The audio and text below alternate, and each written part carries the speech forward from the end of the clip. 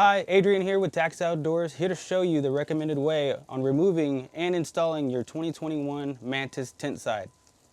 When you receive your package, you're going to have a rear section, a front section, and two side sections. So the front section is the largest part.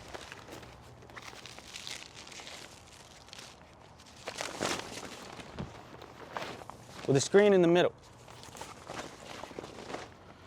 The rear section is more narrow, also with this screen down the middle.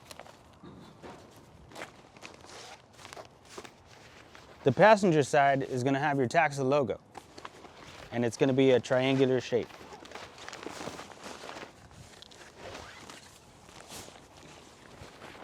And the other side will have no logos and be also a triangular shape.